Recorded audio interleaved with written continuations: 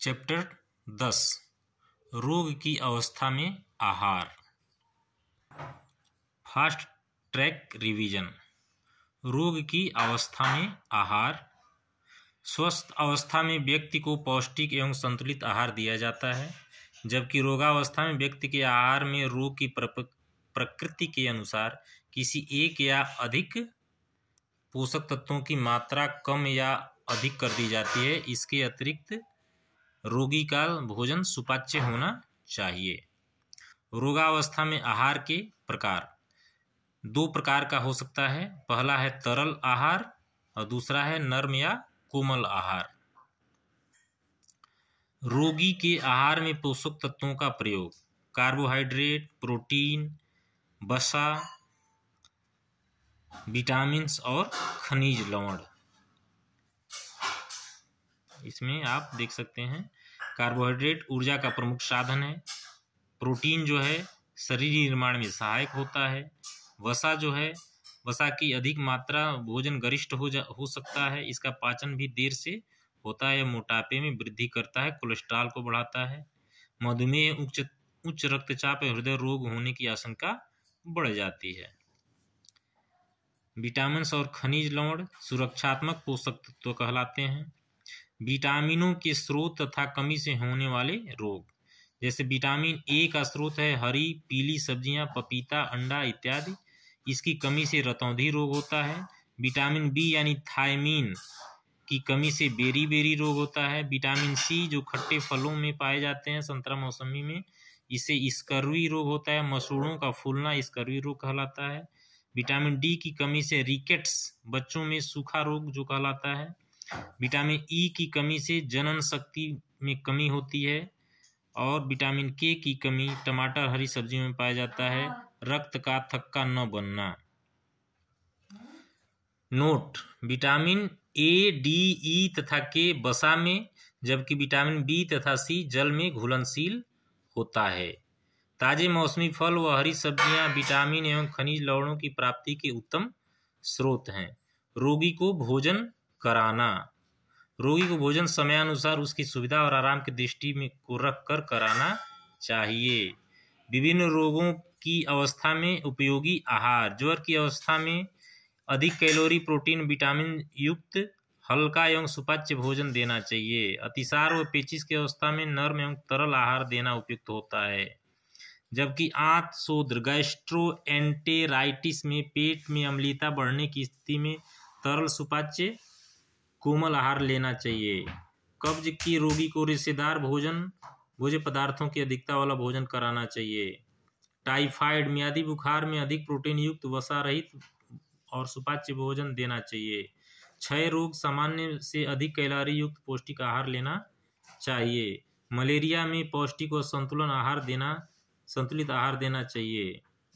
लू लगने पर ठंडा पानी, प्याज व पुदीने का रस व कच्चे आम का पन्ना देना चाहिए। रोगी व्यक्ति के लिए विभिन्न प्रकार के आहार। साबूदाना जो है उदर रोग में, कस्टर्ड जो है टीबी और टाइफाइड में, पुडिंग मलेरिया व इन्फ्लुएंजा में, सूजी दाढ़ व दांत का दर्द में, दाल का सूप टाइफाइड या अन्य ज्वर में, फटे दूध का पानी मियादी बुखार में देना चाहिए। टोस्ट वाटर मियादी बुखार उतरने के पश्चात देना चाहिए। जीवन रक्षक घोल ORS, नमक, चीनी व पानी का घोल अतिसार व पेचिश में देना चाहिए। जौ का पानी पत्थरी होने पर देना चाहिए। नोट: दाल का सूप बनाने की विधि निम्नलिखित है। दूसरा, व्हे वाटर तैयार करने की विधि। दूध उबालते समय उसमें नींबू का रस डालने से दूध फट जाता है। छानकर पानी व छेना अलग कर लिया जाता है। फटे दूध के पानी में खनिज लवण, विटामिन, शर्करा, प्रोटीन आदि पौष्टिक तत्व होते हैं। तीसरा, टोस्ट वाटर तैयार करने की विधि। डबल रोटी के टुकड़े को आग पर सेंक लें, फिर एक बर्तन में पानी को उबालकर टोस्ट डालें और उस पानी को छान लें। यह टोस्ट वाटर है। नमक, नींबू, काली मिर्च व चीनी मिलाकर रोगी को दें। इससे संबंधित बहुविकल्पीय प्रश्न निम्नलिखित हैं। रोगी का भोजन होना चाहिए गरिष्ठ, चटपटा, सुपाच्य, बिना पका। सुपाच्य होना चाहिए। किसके प्रयोग से तुरंत ऊर्जा मिलती है या कौन सा पदार्थ लेने से तुरंत ऊर्जा मिलती है? ग्लूकोज। तीसरा है ऊर्जा देने वाला तत्व है या भोजन में ऊर्जा का प्रमुख साधन है या ऊर्जा का प्रमुख साधन कार्बोहाइड्रेट। कार्बोहाइड्रेट का स्रोत है टमाटर, आलू, भिंडी, पालक। आलू में कार्बोहाइड्रेट ज़्यादा मात्रा में पाया जाता है। आहार में कार्बोहाइड्रेट का सेवन किस रोग में नहीं करना चाहिए? मधुमेह में कार्बोहाइड्रेट का प्रयोग नहीं करना चाहिए। मधुमेह रोग किस तत्व की अधिकता से होता है? शर्करा की अधिकता से होता है। प्रोटीन का उत्तम स्रोत क्या है? पालक, सोयाबीन, केला, चावल। सोयाबीन है। शरीर की वृद्धि में कौन सा पोषक तत्व सहायक होता है? प्रोटीन। प्रोटीन का मुख्य काम है शरीर की वृद्धि एवं विकास करना। अधिक भोजन शरीर के लिए लाभकारी है, हानिकारक है, शक्तिवर्धक है? ये सभी हानिकारक है। लौह तत्व की कमी से कौन सा रोग होता है? एनीमिया। प्रोटीन की कमी से कौन सा रोग होता है? मरास्मस। अंडे में पर्याप्त मात्रा में क्या होता है? प्रोटीन होता है। मोटापा किस तत्व की अधिकता से होता है? वसा की अधिकता से होता है। हड्डियां संबंधी विकार का कारण है कैल्शियम की कमी। दांतों को मजबूत करने वाला तत्व कौन सा है? कैल्शियम। विटामिन ए का अच्छा स्रोत कौन सा है? दाल, दूध, खट्टे फल, पीली सब्जियां। हरी पीली सब्जियां। विटामिन ए सबसे अधिक मात्रा में किस फल में मिलता है? विटामिन ए पपीता में मिलता है। विटामिन सी का सबसे अच्छा स्रोत क्या है? खट्टे फल। स्कर्वी का रोग होता है ये विटामिन सी की कमी के कारण। नेत्रों के लिए कौन सा तत्व आवश्यक है? Vitamin A. विटामिन ए की कमी से कौन सा रोग होता है? रतौंधी। विटामिन डी की कमी से कौन सा रोग होता है? रिकेट्स। सूर्य के किस पोषक तत्व की प्राप्ति होती है? सूर्य किरण से विटामिन डी की प्राप्ति होती है।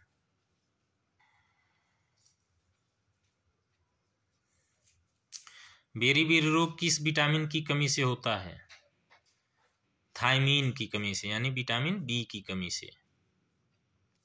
विटामिन सी का उत्तम स्रोत है आंवला। सूर्य की रोशनी हमें देता है विटामिन डी। विटामिन का समूह जो वसा में घुलनशील है ए, डी, ई, के। बी और सी पानी में घुलनशील होता है। वसा में घुलनशील विटामिन नहीं है विटामिन बी। अतिसार में रोगी का भोजन होना चाहिए तरल। कौन सा विटामिन जल में घुलनशील है? विटामिन बी और सी भी है। कब्ज के रोगी का आहार है रेशे युक्त आहार। क्षय रोगी को क्या नहीं देना चाहिए? सुपाच्य भोजन, दूध, मिर्च मसाले वाला भोजन, अंडा। मिर्च मसाले वाला भोजन क्षय रोगी को नहीं देना चाहिए। लू लगने पर रोगी को क्या देना चाहिए? आम का पन्ना। अब अति लघु उत्तरीय प्रश्न देखिए। तरल आहार से क्या तात्पर्य है अथवा किन्हीं 4 तरल आहारों के नाम बताइए। अगला प्रश्न है रोगी को तरल आहार क्यों दिया जाता है? प्रश्न संख्या 3 भोजन के पौष्टिक तत्वों के नाम लिखिए। तो कार्बोहाइड्रेट, प्रोटीन, वसा, विटामिन तथा खनिज लवण। मधुमेह के रोगी को कैसा भोजन देना चाहिए? अगला प्रश्न है अंडे में कौन कौन से पोषक तत्व पाए जाते हैं? प्रश्न संख्या 6 दालों में सबसे अधिक कौन सा तत्व पाया जाता है? इसका शरीर में क्या कार्य है?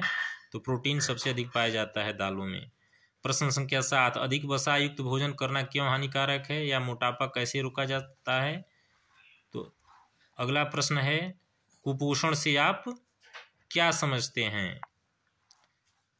अगला प्रश्न हमारे शरीर में विटामिन सी के 2 कार्य लिखिए। तो 2 कार्य क्या हैं? रोग प्रतिरोधक क्षमता को बढ़ाता है, रक्त वाहिकाओं को मजबूत बनाने में भी सहायक होता है।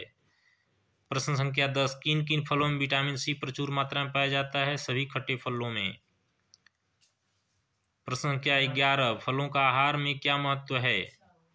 प्रश्न संख्या 12 तरल भोजन अतिसार के रोगी को देना क्यों उपयुक्त माना जाता है? अगला प्रश्न 13 अतिसार की अवस्था में किस प्रकार के भोज्य पदार्थ नहीं दिए जाने चाहिए?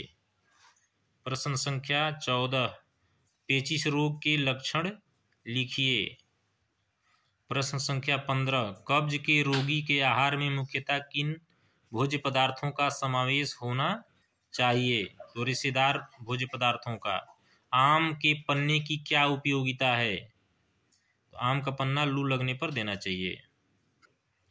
अगला प्रश्न है, स्वास्थ्य लाभ के समय टाइफाइड मियादी बुखार में रोगी को कैसा भोजन देना चाहिए?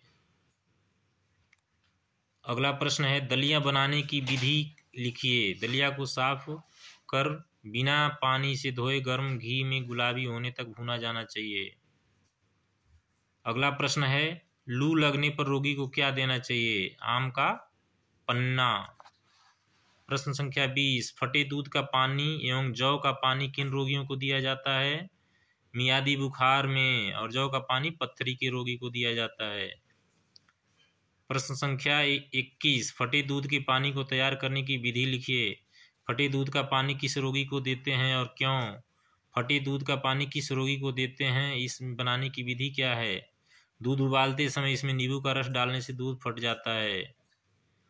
प्रश्न संख्या 22, निर्जलीकरण से क्या तात्पर्य है? निर्जलीकरण का मतलब है शरीर में पानी का कमी होना।